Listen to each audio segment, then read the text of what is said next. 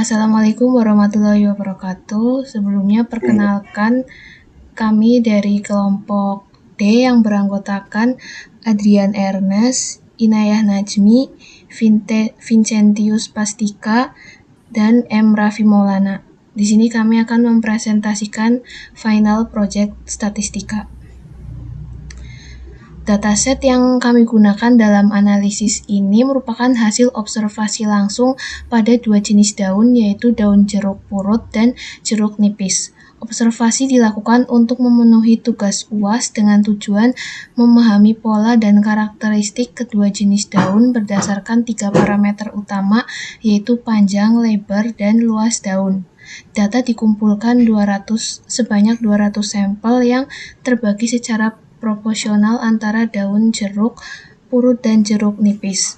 Proses pengambilan data dilakukan dengan metode pengukuran manual menggunakan alat pengukur standar untuk memastikan keakuratan.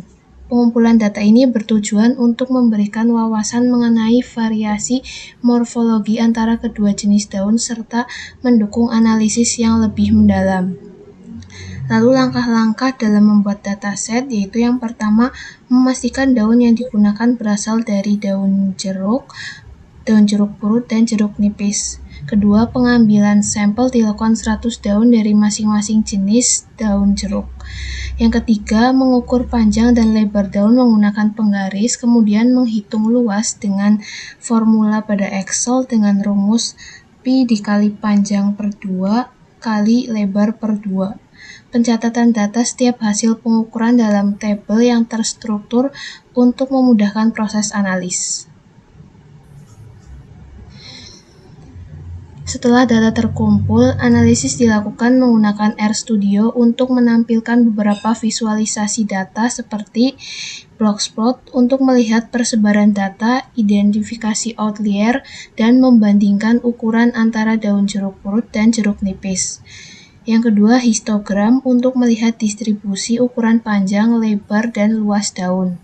Dan scatterplot untuk mengevaluasi hubungan antara parameter seperti panjang dan lebar atau panjang dan luas daun. Penggunaan RStudio memberikan kemudahan dalam menganalisis dataset yang menyajikan hasil yang lebih informatif melalui visualisasi data yang jelas. Dengan metode ini, diharapkan analisis dapat memberikan wawasan yang lebih mendalam terkait karakteristik kedua jenis daun. Analisis data. A. Membaca data dan menampilkan summary. Pada langkah ini, data daun jeruk diimpor dari file Excel menggunakan fungsi read Excel. Setelah data berhasil diimpor, fungsi head digunakan untuk menampilkan beberapa baris pertama dari dataset, memberikan gambaran awal tentang struktur data. Kemudian, fungsi summary digunakan untuk menghasilkan ringkasan statistik dari dataset, termasuk nilai minimum, maksimum, median, rata-rata, dan kuartil untuk setiap variabel numerik. Langkah ini sangat penting untuk memahami komposisi dasar dataset sebelum melakukan analisis lebih lanjut. B. Menampilkan pie chart distribusi jenis daun jeruk. Pie chart dibuat untuk memvisualisasikan distribusi jenis daun dalam dataset berdasarkan variabel jenis daun. Dengan menggunakan fungsi pie, diagram ini menunjukkan proporsi masing-masing jenis daun, misalnya jeruk purut dan jeruk nipis menggunakan warna berbeda. Visualisasi ini membantu memahami komposisi kategori dalam data secara intuitif dan cepat. Selanjutnya akan dijelaskan oleh teman saya. Oke, masuk ke poin C. Menampilkan boxplot data daun jeruk, mulai dari panjang, lebar, hingga luas. Boxplot dibuat untuk menganalisis persebaran data panjang daun berdasarkan kategori jenis daun. Fungsi boxplot digunakan untuk memvisualisasikan perbedaan nilai median, kuartil, dan juga outlier antara jenis daun. Boxplot ini memberikan wawasan tentang bagaimana panjang daun bervariasi antara kategori, memungkinkan identifikasi pola atau perbedaan signifikan. Berikutnya ada menampilkan histogram data daun jeruk. Histogram digunakan untuk menunjukkan distribusi panjang daun dalam dataset dengan fungsi his. Grafik ini menampilkan frekuensi data panjang daun yang dikelompokkan ke dalam interval tertentu. Histogram ini memberikan informasi apakah data panjang daun memiliki pola distribusi normal, miring, atau memiliki lonjakan tertentu. Lalu masuk ke poin E, yaitu menampilkan korelasi data daun jeruk. Pada langkah ini, hubungan antara variabel numerik dianalisis menggunakan matriks korelasi. Variabel numerik diambil menggunakan fungsi supply. Lalu, korelasi dihitung menggunakan fungsi chor. Hasil korelasi divisualisasikan menggunakan paket chordplot untuk membuat peta korelasi berbentuk heatmap. Visualisasi ini membantu mengenali variabel mana yang memiliki hubungan kuat atau lemah, baik positif maupun negatif.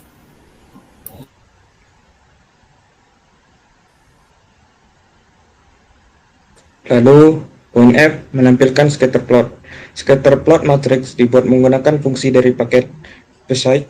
Visualisasi ini menampilkan hubungan antar variabel numerik, termasuk densitas data pada histogram dan tren antar variabel. Scatter plot matrix ini memberikan gambaran mendalam tentang pola hubungan, termasuk kemungkinan adanya klaster atau tren linear dalam data. Dan poin G menampilkan histogram dan blogspot panjang lebar luas.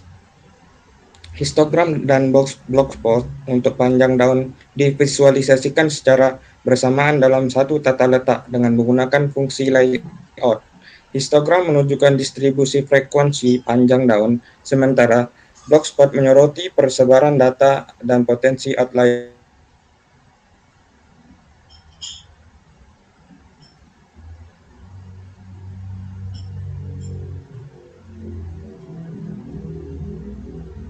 Dan untuk poin H, menampilkan distribusi laut daun.